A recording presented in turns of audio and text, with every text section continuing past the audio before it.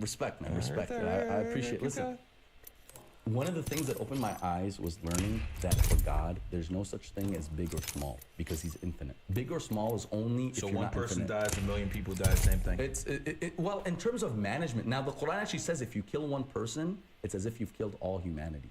And if you save a life, it's as if you've saved all humanity. What about an animal? To kill an animal needlessly is not good.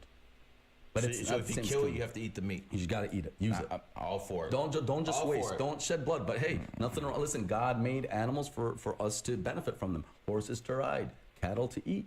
You know, this is part of His perfect design. You know, if you go to America and you get a hamburger, no problem. You go to India, the cow is holy. Yeah, and you will get beaten for pretty much same way of drawing a picture of the prophet. Sure, you're gonna get hurt. Sure. My question is, who are you to decide what animals are holy and who isn't? Thank you. So with us, again, we take everything back to the Quran. If the Quran is from God, then it makes sense we're following it. If it isn't, then we're wasting our time. I'll be very frank with you. But just through my personal experience, through my knowledge, I have zero doubt. I would die for the Quran. I genuinely have strong enough belief in the Quran. I have zero doubt that it's from other than God. And I love it. But it makes me a better person. What is it driving me to be? Zero? Sorry? Zero? Zero doubt. Not Zero. Just 99. And I've tested it. Not 99.999999. No. Listen, growing up as an American Muslim and the sacrifices I've had to make for my faith, and just, you gotta understand, growing up, I was always bullied. I was the underdog. I was like the only Muslim in school. I was called terrorist, bin Laden. But stop. Look at these debating skills that you actually picked up by being picked on, by being talked shit to. Look at the ways you're able to debate. You're able to articulate now because of what those people did to you. Well, and that's why we genuinely believe nothing bad happens to a believer. There's good in everything. Even me getting bullied and what I went through. But you getting bullied actually makes you a man. Exactly. Okay, so we're in agreement. But you actually committing sin, that might be a whole different ballgame. Even me sinning, and we all sin. And ain't nobody gonna come up and say they're perfect. We've all had moments of weakness. Teresa? She's definitely sinned, bro. Everybody sinned, right? You think she cheated on her man? I don't know. I'm not getting into that, bro. I don't have time for that drama. But anyway, here's the thing.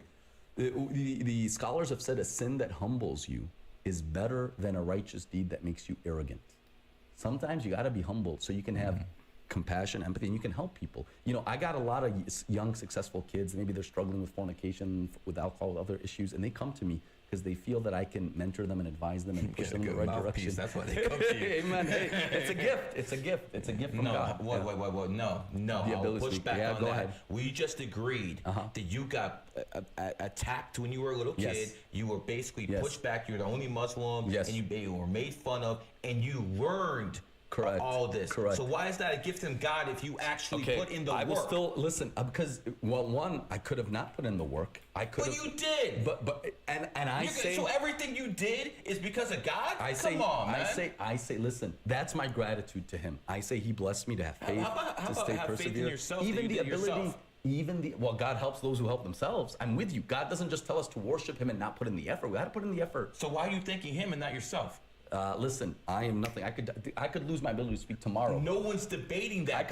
But because of what you went through, I know. You accomplished what you did. It's not because of Him. It's because you accomplished that. My brother, He created. Did I bring myself into existence? I didn't. You created your kid, so everything your kid does is your accomplishment? No, everything your kid does is your accomplishment? No. You trained your kid, you gave him love, you tried to give him some morals, but what he accomplished is his accomplishments, not yours, correct? But, well, he's still... Gotcha. No. If my wife didn't conceive him, he wouldn't be here. And that's why in the Islamic tradition, children actually are always indebted to their parents. There was a man who carried his mother on pilgrimage from Iraq to Mecca on his back. And he asked a scholar, did I pay her back for what she's done for me? He said, you didn't pay her back for one moan of pain she gave while giving birth to you. So we are indebted. Islam is a religion of gratitude. We believe in a hierarchy of gratitude. And the Quran actually says, I command you to worship. Are men and women equal? Complementary, but they are different. Complementary. They're equal.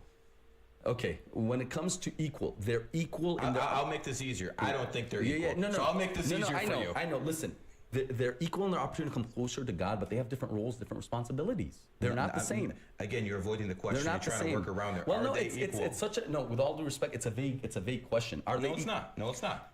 I believe they're both equally beloved to God. Nice, safe answer. But I mean, it's the truth. When it comes to society, but men are the the Quran says men are the maintainers and protectors of the women. Leaders? Yes. Okay.